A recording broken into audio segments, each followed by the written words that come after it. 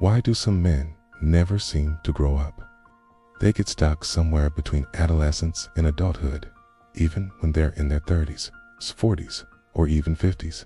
Today, we're doing a deep dive into a powerful archetype that the psychologist Carl Jung called the Puer Aeternus, or what we now call the man-child, the eternal boy who just refuses to grow up. Now, this isn't just about being a bit immature or lazy. It's about the deep, unconscious forces that shape the male psyche. We're going to explore why some men avoid responsibility, why they run from commitment, and why the idea of emotional adulthood can feel absolutely terrifying. And maybe more importantly, we'll see how this pattern quietly destroys relationships, careers, confidence, and ultimately a person's entire life potential. You probably know a man like this. Maybe it's a boyfriend who has huge dreams but never actually does anything about them. Or a friend who hops from job to job, always searching for that perfect opportunity that never comes. Maybe it's a father who feels more like an older brother than a stable parent. Or a partner who promises you the world but never delivers. Or maybe it's a version of yourself you've been trying to escape. In this video, we're going to uncover not just the characteristics of the Puer Aeternus, but also its root causes, its dark side.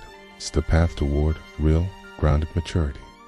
Jung believed that many men today have a sort of psychological gap, a disconnection from time, commitment, and a solid adult identity. Instead, they live in a world of fantasy, of potential, and of forever getting ready. The eternal boy can be charming, creative, sensitive, and full of inspiring ideas.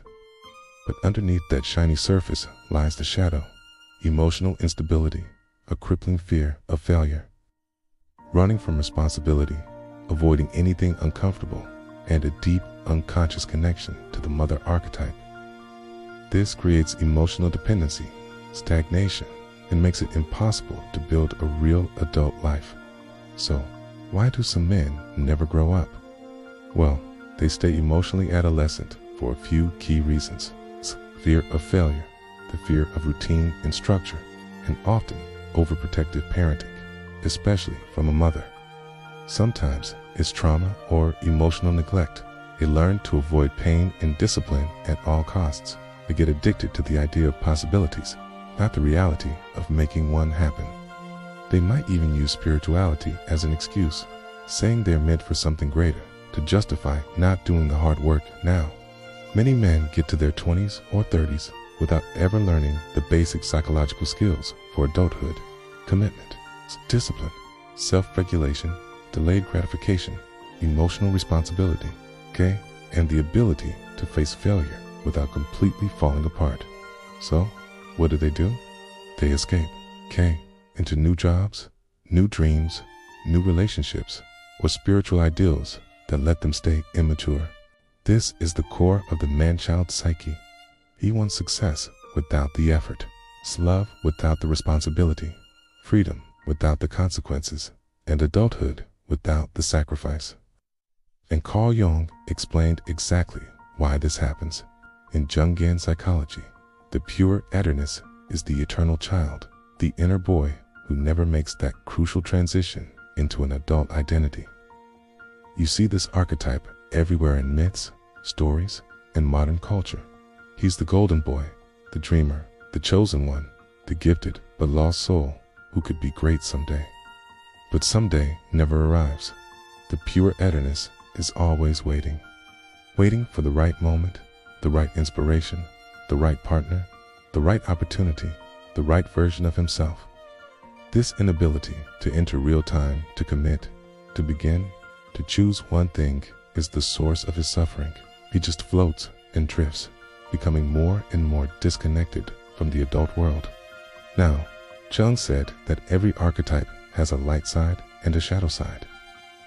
The light side of the Puer is his creativity, his imagination, his youthful energy, his sensitivity. But the shadow side is far more destructive. We're talking about chronic procrastination, a chaotic lifestyle, and an inability to finish anything. He's emotionally unpredictable, avoids difficult conversations, and has a deep fear of both intimacy and commitment. He's addicted to novelty and novelty alone. He idealizes love, or his career, or life in general, and then blames everyone else when things don't work out. The people around him often feel completely exhausted because they're constantly trying to pull him into adulthood. The partner becomes a mother figure. The friend becomes a life coach. The family becomes a rescue team. The Puer Aeternus stays emotionally stuck because responsibility feels like death to him. And in a symbolic way, it is. It's the death of childhood, the death of pure fantasy, and the death of unlimited potential. Jung pointed to one source for this more than any other: the mother complex. A Puer is almost always tangled up with the archetypal mother. This could be a literal mother who overprotected him, a partner who acts like a caretaker, or just a symbolic feminine force that he depends on psychologically. This maternal bond keeps him emotionally young, passive, and dependent. He expects unconditional understanding, forgiveness, and protection, not partnership, accountability, or give and take.